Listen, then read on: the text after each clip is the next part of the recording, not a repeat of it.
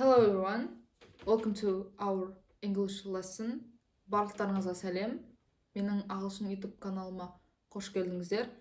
Today we are going to learn about used to. Біз бүгін сіздермен ағылшын тіліндегі used to грамматикасын өтетін боламыз. Used to helps us talk about things within the past but don't do now. Яғни ағылшын тіліндегі used to грамматикалық структурасы бізде бұрын жасаған іс-әрекетті, яғни бірақ қазір жасалмайтын іс-әрекетте қолдануда көмектеседі. Дәл қазір мен сіздерге used to грамматикалық структурасының жасалу жолдарын түсіндіремін. Ең алдымен used to грамматикалық структурасын біз не үшін қолданамыз? Used to ол бізде past habits or situation, something true in the past but not now. Бұл бізде нені білдіреді? Яғни used to структурасы ол ең алдымен жаңа айтып кеткендей бұрын рас болған, бірақ қазір қолданылмаған жағдайларда қолданылады. Example, I used to play football every day. It means that I don't play now. Яғни, аударатын болсақ, мен футбол күніге ойнайтын едім өткен шақта. Бірақ қазір футбол ойнамаймын. The same thing, she used to live in London. It means that she doesn't live there now. Яғни, ол қыз бұрын Лондонда тұратын еді, бірақ дәл қазір ол қыз Лондонда тұрмайды. Барлығы түсінікті деп ойлаймын. Ең алдымен бірінші positive sentence-ті қалай жасау керек екенін тоқталатын болсақ. Біз positive sentence-ті қалай жасаймыз? Positive sentence бізде used to структурасында ең бірінші subject-тен кейін бізде used to грамматикалық структурасы кетеді, және ең соңында verb. Example, I used to play. Яғни, I ол бізде subject. Subject-те ол бізде pronoun болуы мүмкін, адам аттары болуы мүмкін, тағы да сол сияқты.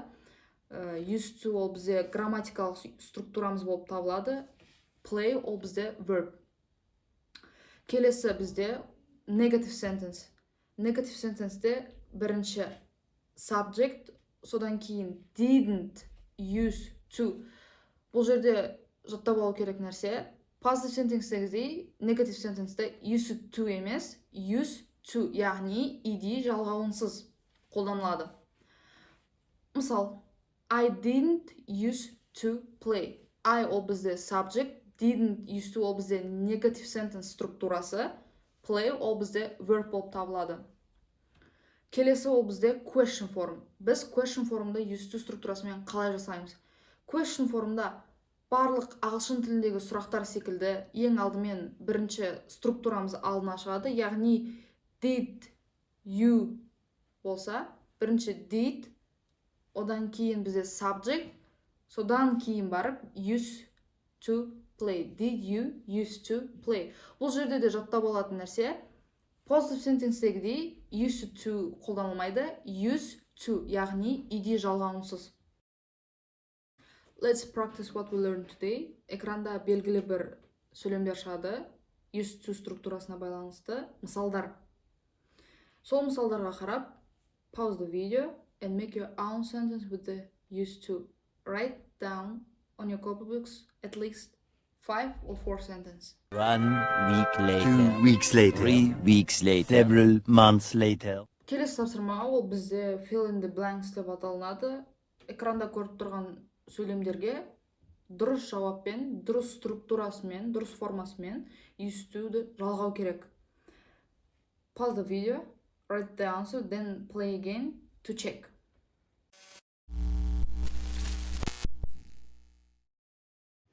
So this is the answer of the task. Fill in the blank. Check yourself, write down the right answers on your copybook. So let's practice more. The next task called change the sentence. Яғни бізге экранда көріп тұрған сөйлемдерді used to қолданып қайта жазу керек. Бірінші сөйлемді талдайық. Бірінші сөйлем Now I play tennis before I played football. Яғни мен қазір теннис ойнаймын, бірақ осы уақытқа дейін футбол ойнағанмын. Яғни бұл жерде біз used to-ды қолданып қалай сөйлем жасаймыз? Бізге used to-ды басында айтып кеткендей, өткен шақтағы іс-әрекетпен байланысы бар. Яғни Men, I, ол бізде subject, used to play football. Яғни, мен футбол ойнағанмын, бірақ дәл қазір ойнамаймын. The second sentence, now she lives in Astana, before she lived in Алматы. Дәл қазір ол қыз Астанада тұрады, ал осы уақытқа дейін ол Алматыда тұрған. Яғни, бұл бізде past habit. But қазір шындыққа келмейді. Сондықтан бұл жерде біз she, ол бізде subject, used to live in Алматы. Third sentence, now we use smartphones, before we used old phones. Яғни, дәл қазір біз смартфондар қолдансақ, ал осы уақытқа дейін біз ескі телефондарды қолданғанбыз. Яғни, дәл қазір ескі телефондарды қолданбайтын болғандықтан, біз before we used to old phones sentence-ті used to формасына қойып жазамыз. Мысалға, we used to use old phones. Яғни, біз ескі телефондарды қолданғанбыз, бірақ дәл қазір ескі телефондарды қолданбаймыз. So today's lesson is almost over. Today we learned how to use used to for past habits and situation. So, motto of the day, change is the law of life. John Kennedy. It means that we all change and used to help us tell our story about the past. For the home task, write 5 sentences about your past habits with used to. Thank you for watching. Don't forget to like, share, and subscribe. See you in the next lesson. Goodbye.